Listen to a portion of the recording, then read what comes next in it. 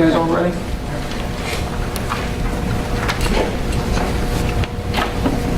Good afternoon. I'm Jack Stolzheimer, the District Attorney of Delaware County. I'm joined here from my right by Deputy District Attorney Jeff Payne, who is in charge of our cold case effort, by Trooper Eugene Trey from Pennsylvania State Police, Lieutenant Sunderland, who is the commander of the media barracks of the State Police, and by the Chief of Marlborough Township Police Department, Brandon Grave. We're here today to announce the arrest and the charging of David Vanstra. David Vanstra murdered in 1975 an 8-year-old girl named Gretchen Harrington. David Vanstra is, ladies and gentlemen, a monster. He is every parent's worst nightmare. This is a man who is a remorseless child predator who acted as if he was a friend, a neighbor, and a man of God. And he killed this poor little girl. The story is in the criminal complaint, but let me just fill you in on how this all went down. In 1975, in August of 1975, Gretchen Harrington was an 8-year-old girl. She had been attending Bible camp at 2 different churches all during the course of that summer. One is at Trinity Chapel in Lawrence Road in Broomall. The second is her father's church, the Reformed Presbyterian Church. David Vanstra was the reverend at the first church, the Trinity Chapel. He is a family friend of the Harrington's family because Gretchen's father was the reverend at the second church. And the way Bible camp was running that summer is they would start first at Trinity Chapel Church at about 9:30 in the morning, and then they would move over, be given rides over to the second church, the Reformed Presbyterian Church, sometime around 10 o'clock in the morning. Gretchen Harrington on August 15th decided to go to Bible camp. Her family had just had a new baby. She usually walked to the first Trinity Chapel camp with her sisters, but this morning she didn't. They didn't go to camp with her because of the new baby at home.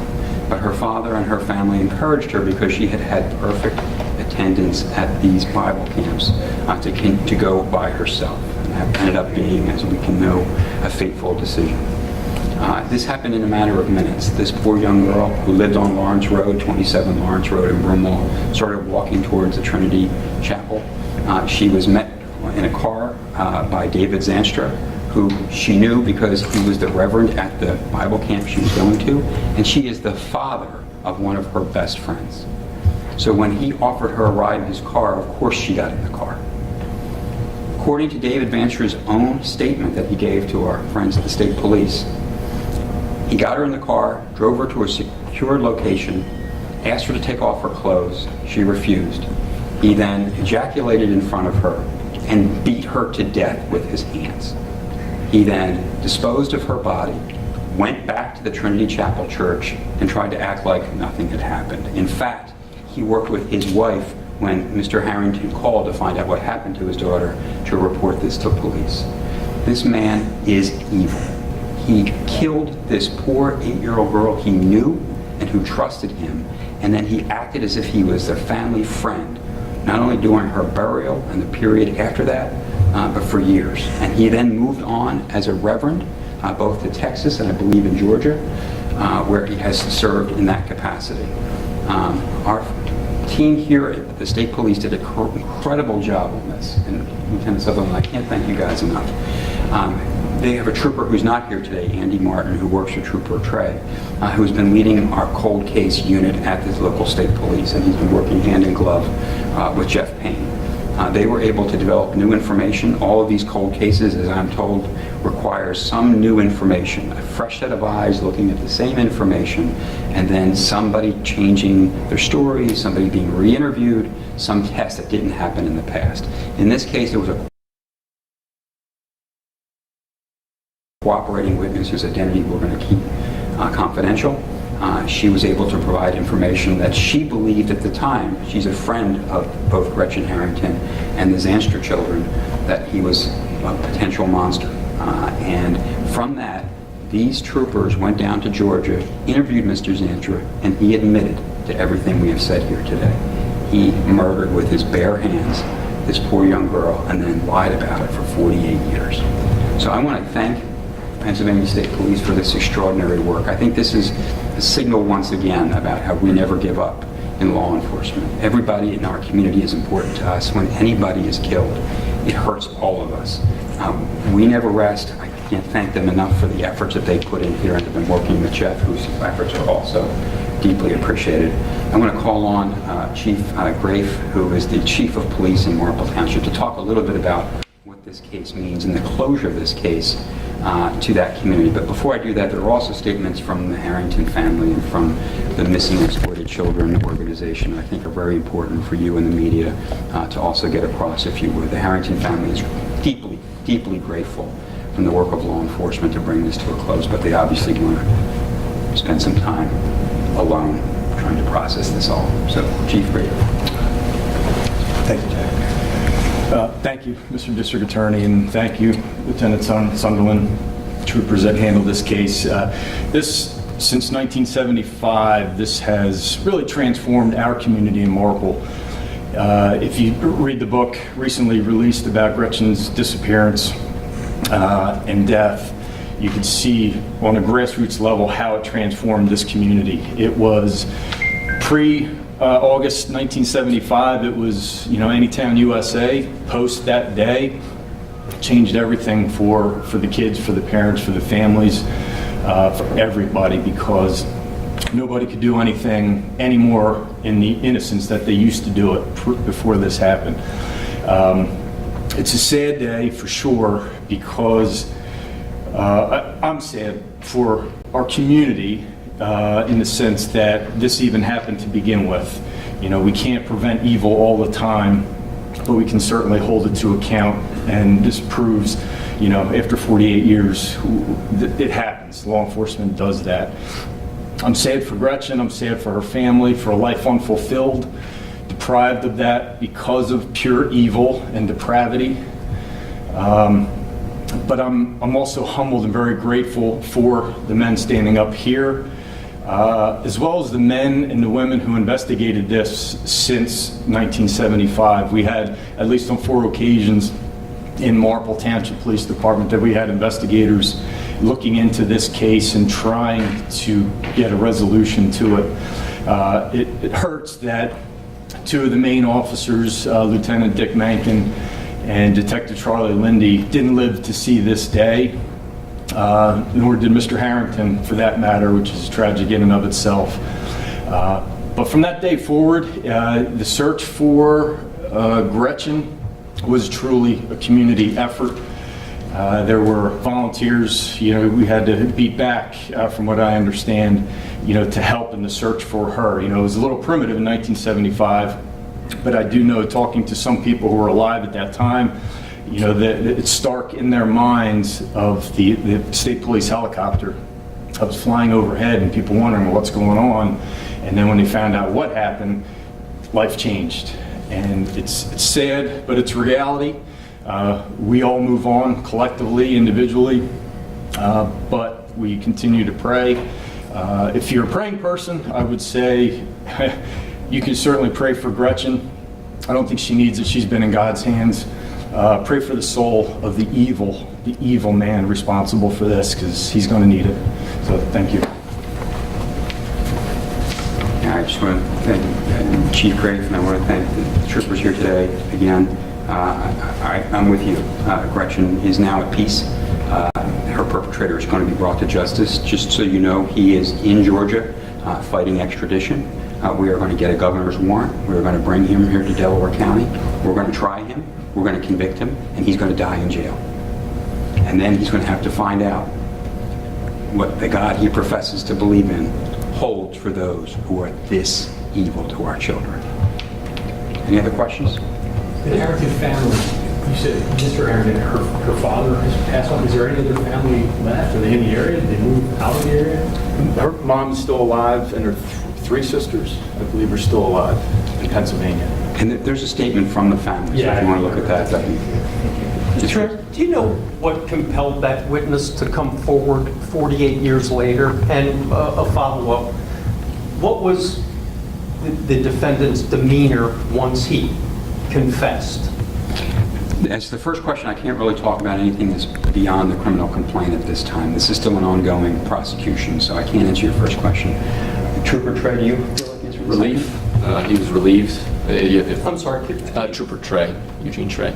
He was relieved, I would say. It was like a weight was lifted off his shoulders. It was extraordinary to see. It was just he was a different person. Even when he was told that he was going to be placed under arrest that day, he was okay with it. You know, he was just resigned to this is my fate, I guess. And I don't know if he's sorry for what he did, but like I said, he just was a weight off his shoulders for sure. did he expect ever being arrested for this? I doubt it. Yeah. Can we talk about his access to children over the years in his ministry? Obviously, this presents as a possible praying field, you know, with his access. Do we have concerns that there are other families, maybe not as great as an impact, but...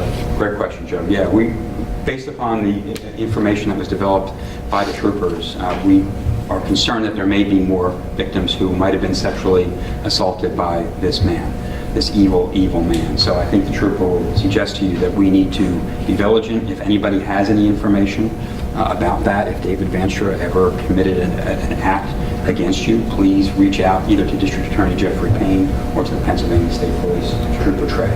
Was there any indication, like, what was his life like now? Is he just an old man living in the country in Georgia? I mean, was he involved in anything? Is he active in this community? Or? I don't think we want to get into too much of that at this point. Again, we've got an upcoming prosecution, and we have to first get the guy up here, so we're working to do that, but I appreciate the question. Can you speak at all to the idea that there was DNA collected from Zanstra and how that may be instrumental in helping to solve potential other cases? And is there a concern that the church knew about this? Because he moved around to potentially 6 other locations throughout his ministry. Did he become a problem? And is there a concern that this was a larger cover-up?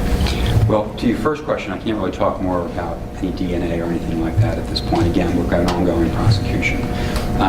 The second question is always a concern when somebody has been in a position of power that he had, right? He was a reverend for a long time at churches all across, I think, Texas and Georgia as well after he left Pennsylvania.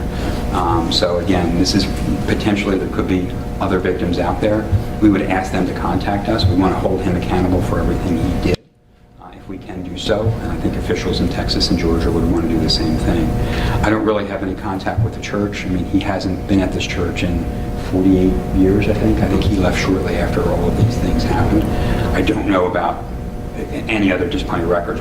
We were just dealing with the facts that we had before us. We wanted to get him to make the confession that he did, and now we've got his confession. We want to bring him here to get justice for Gretchen. Jack, knowing that, as Chief Grape mentioned, this case changed people's lives. I had a woman tell me that her little sister, after participating in the search, was no longer allowed to walk to school by herself. Yep. This literally shattered people's innocence and ability to think that we live in a safe community. What does today do? I think it's a great point, and I do think that's what's wrong. Part of what's wrong anymore is people are terrified. I have 2 17-year-old kids, and we were afraid. We live in Havertown. We were afraid to let them out of our eyesight when they were smaller children, in part because you just don't know. And part of that is the information. We have 24-hour news cycles now. We know about every bad thing that happens, it seems like, in the world at the matter of a moment. So some of that, we have to realize that most people in this world are good. And that most pastors, especially, and people who claim to be men of God, are good people. So we don't want to over-dramatize it, but there have always been people, and there always will be people, who are this cold-hearted, remorseless, and just evil people. Thank God there's law enforcement here to hold them accountable. And Joe, however long that takes, we're going to do it, because this young lady should be alive. What happened to her is just horrendous. It has changed that community, but it's to your point. These kind of cases, when we see them, they make people afraid. And we can't be afraid of each other. We still have to be able to live in a society where we all believe that most of us are good people who want to do good things and care for each other's children. But the world isn't what it was in 1975, I can tell you that. And that's a shame. But hopefully, to answer your question, people will see that law enforcement does not rest. Pennsylvania State Police, Marple Police Department, District Attorney's Office, Delaware County, we did not rest, and we will not rest until this man is held accountable. Jack, just If I could add just one more thing real quick. So not only does it initially fracture a community, I think, in the sense that, oh my God, I can't believe it happened here, but it quickly joins them all together. And I think it really brings everybody together over a short period of time. And then for the long term, it really cements relationships. I'm just speaking for Marple for sure. People looking out a little bit more for one another, for your neighbor, for your relative. So, I'm with the district attorney here. It feels like it's all the time, everywhere. It's not. Good still is much more prevalent than evil. We just don't hear about it, but we see it at that level. And something like this brings it out, as tragic as it is. Chief, what's it feel like to solve a crime 48 years later? Talk to that guy, he solved it. It's great from my standpoint, but these I guys would solved it. echo what the chief said. It's tremendous. And Corporal Martin, Andy Martin, obviously he picked the case up, I believe, in 2017, and has been running down different leads. There was another suspect who he was able to eliminate, and then obviously he turned his focus to the Reverend. And he was tireless in the things that he did, and he brought me into the case a few months ago, and we went and spoke to Mr. Zanstra on just sort of the pretense of just a regular conversation, and obviously we ended up where we are today. But it's a tremendous feeling. It was an incredible few hours, for sure. You had mentioned that he felt like a weight was lifted off his shoulders. Mhm. Did he present it to you? Did it take a lot of crying, or was he ready to give it up? Yeah, I don't think I want to go too much into that, unfortunately. To that question, I think that should be the motto of the state police. They're relentless in seeking justice, and they get it done. That was the question. What does the resolution of this case say? What is the message that this gives to the community about your department? We in law enforcement take an oath. We stand up for every single person in our community. We care passionately about everybody. And no matter how long it takes, no matter what effort it requires, we're going to get the job done. 48 years is a long time. I was 12 years old when this poor little girl, and I lived in the town next door, was killed. For us to be able to put her at peace and knowing in my faith where she is, letting her know that we cared, we never gave up, that means everything. And I think everybody in Delaware County and everybody through Pennsylvania, these state police are the best and the brightest. They do not give up, and we will never give up on anybody in our community. Thank you. Jeff, did you say something? Jack, do you remember this case when you were 12? Barely remember 2 weeks ago Okay. anymore, Joe. I remember a little bit at the time that there was news stories and stuff. There was a lot more newspapers and things at that time. But we're all in Delaware County where everything is pretty parochial, right? And Havertown and Broomall are next to each other. But yeah, and as I came into the job and knew about the case, it really is striking. And to be able to have them solve it, this after all that time meant a lot. Was the Reverend the person in the investigation in the initial, when the crime initially occurred? I'm sorry, so who are you? Was obviously a bystander. Okay. Friend of the family, actually. Okay.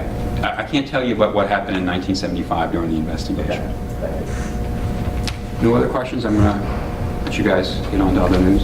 Thank you. Thank you very much. Thanks. Good job.